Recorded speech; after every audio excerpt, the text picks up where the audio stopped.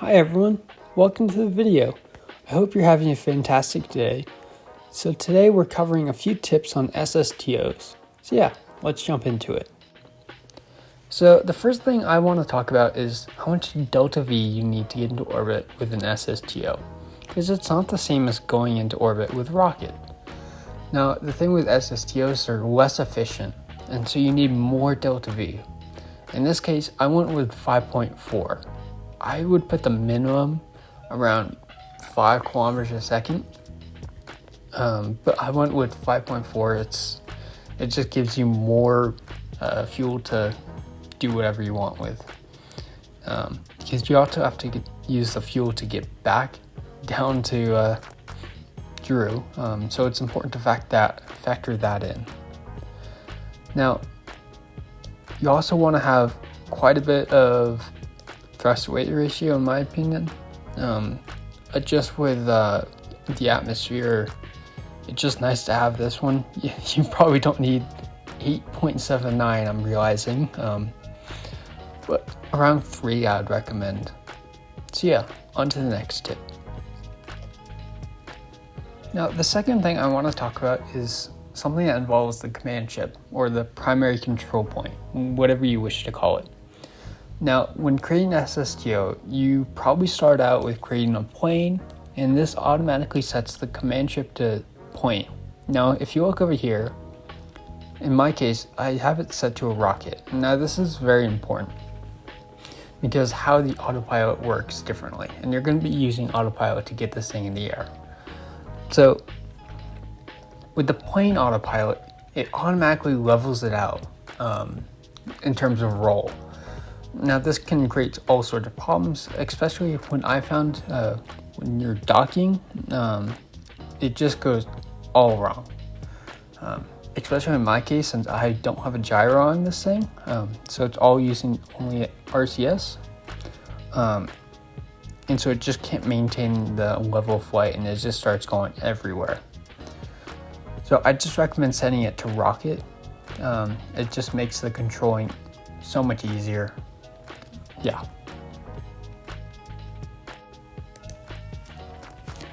So third on the list is how to get into orbit. And by that, I mean talking about propulsion. Now you have two options when it comes to it.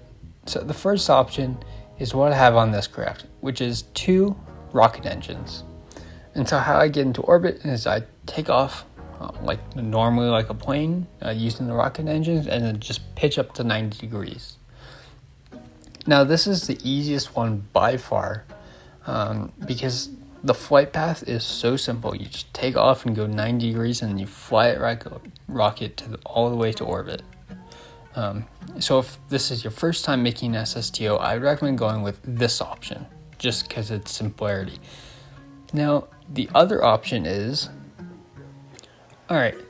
so the other option is to use jet engines and a rocket engine. Now this is another one of my SSTOs, and as you can see, it has 1 rocket engine, 2 jet engines. Now this is a lot more advanced, but has a few benefits too.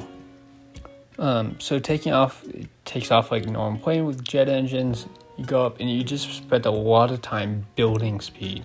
You go to a higher altitude and build speed, and then once you reach enough speed, you turn on the rocket engine and go basically 45 degrees until you get to orbit. The reason why I say this one's more complicated is due to the delta V and just sort of knowing how much you need. And the other thing is the flight path is a lot more complicated. So in this one, the rocket engine has 3.37 kilometers per second, and the rest you have to do by jet engine. So it's sort of just depends on what you want to do.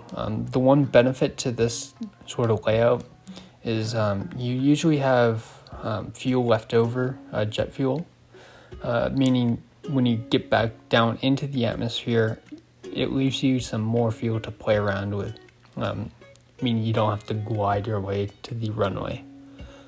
It's just something sort of to consider. So yeah, on to the next tip. Now, for the fourth tip, I want to talk about the center of mass and center of lift. Now, normally when you're taking off, your center of mass and center of lift should look something like this. The center of mass has to be in front of the center of lift. Now, that's pretty simple to view, but the one thing you have to keep in mind is when you're coming back to the atmosphere. Now, when you're coming back to the atmosphere, you shouldn't really have any fuel left, which can change the position of the center of mass really differently. And so what you don't want to happen is come back to the atmosphere and your plane starts doing gymnastics. So one thing you should probably do is just drain all the fuel tanks and then view where the center of mass is. So this one was pretty simple and pretty straightforward. So yeah, on to the next one. Alright guys, so this is the final tip that I want to talk about. It involves heat resistance. Now, first off, to view the heat resistance, I'm just going to click on this tank. And if you go over to Tinker Panel, you should view the max temperature. Now, something to keep in mind is that, yes, the bottom one should have all of the, heat protection, all of that, because that's going to be taking the full brunt of it. But something I forgot, and my craft kept exploding every time I re-entered. I didn't know why. It's because these top tanks also need to have more heat resistance than you think. So it's just something to keep in mind, to just turn up the heat resistance on the top parts too. And if you're curious how I made this sort of, the wings sort of dark on the bottom, white on the top, sort of like how the space shuttle was, I just clipped two wings together, and then on the top one, I turned off physics. So if you want to recreate this style, that's how you do it. So yeah, that's all there is for this video. Thank you guys so much for making it to the end.